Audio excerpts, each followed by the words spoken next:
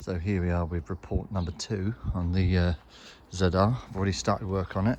Now one of the things I have done is I've given it a good clean. I didn't want to show shots of me with a jet wash giving it a good clean because you've all seen that before, but it's amazing how different it now looks.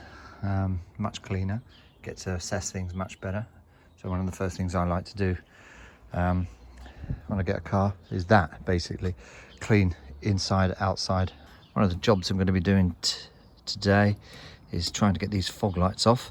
I've taken these inserts out that go in there because I'm sure many of you enthusiasts will see what's wrong with this, in that it's silver. Now these were never color coded, so I'm going to be taking them and spraying them matte blacks. That's bugging me. All the lugs are in there, they're all in place. So I'm just going to first of all give it a key. Obviously it's dirty, so I'm going to just literally rub it down, get as much of the dirt off as possible.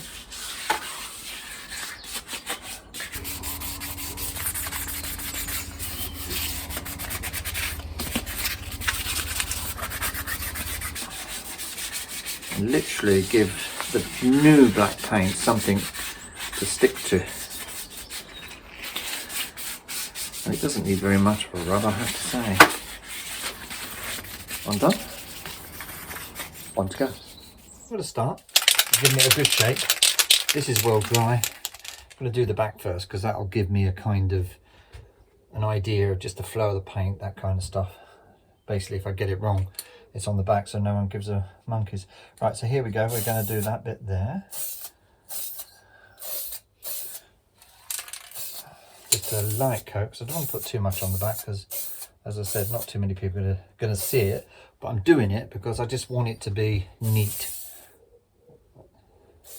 And it's a good test. Yeah, it's a nice smell as well. Don't want to get too addicted to that. Make sure, as I've done here, plenty of ventilation, window open over there. All right, time to spray the front now, but all I need to do is get a good strong coat of matte black on there. Bit of a mix. Try and get it as even as possible. Make sure there's no runs. And all important, not to spray too much on at one time. Making sure that it's a nice even coat, and especially the edges as well. I think that's enough initially. So what I'll do is I'll let that dry a bit, keep adding coats, and then get these fitted back into the car. She's already beginning to look quite clean. I'm just about to do all the carpets.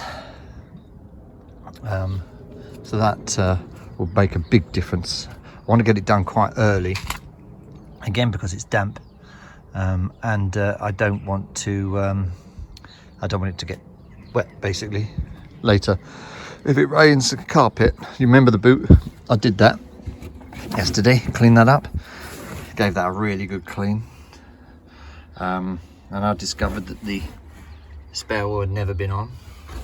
The plastic that was around the toolkit was ripped. I don't think it had ever been out, but it just looked untidy, so I took that off. This was given a wash and clean, so that looks really good, as too was the parcel shelf.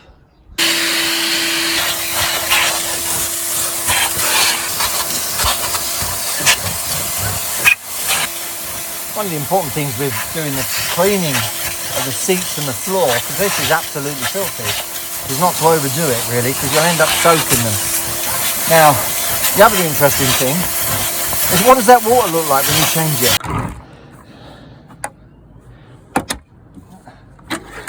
Oh, still a bit in there. Mind you, this is second load. So let's see what it's like in there. Oh, yeah.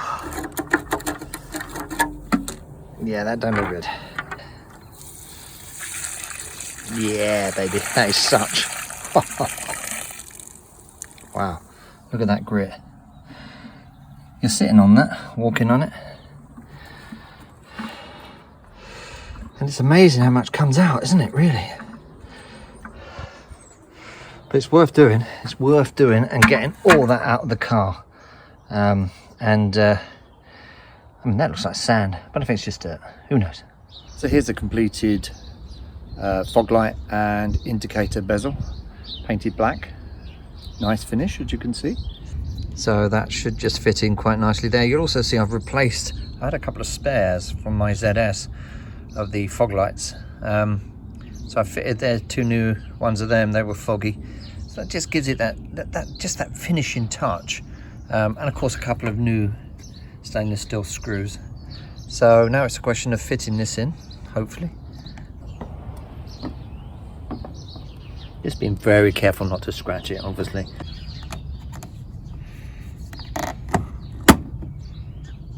That's a nice sound. So let's just get it at an angle. Slip that in there. And then the all important sound. Oh yeah. And she's in. Very nice. Now it's a big day to get it out on the road and test it. Now what I did notice the day this car arrived was a tappet sound, which I think is the hydraulics. I'm hoping more than anything else. So that's got to be sorted. So I'm getting that booked in to have a look at it. The other thing that bothers me slightly is it seems to be getting through a bit of water in the expansion tank. So I'm rather hoping it's not the dreaded head gasket or worse. So I'm going to monitor that and see how we get on. I'm going to top that up. Bear in mind this car really hasn't been used much since last November or November 2022, and it's now March 2023. So I'm hoping some of this stuff is as a result of things settling down, but I'm about to start it up and see if once we're on the road this tapping sound, which you'll hear in a second, improves.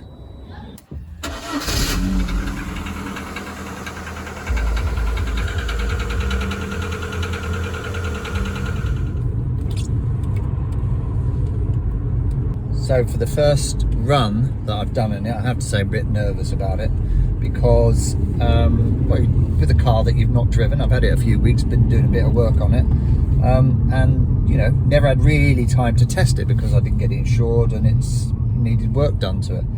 But that initial rattling sound that I can hear on tick over does seem to be a bit quieter now the engine is heated up. And you know, I know we're inside the car and we haven't got the bonnet up, but I can still hear a little rattle. But anyway, for now, drives nice, brakes nice, goes into gear, always handy. And I have to say, it does feel very sporty, actually. It's got, you know, quite a bit of pack in that engine. There's a few smells coming into the car, which, you know, when you smell it, you're kind of thinking, what's that? Is that the engine overheating? But to be honest with you, that's probably the cleaning stuff that I've put on the engine. It's heating up and of course coming through the air vents. Again, it says nice clean smell, all is well.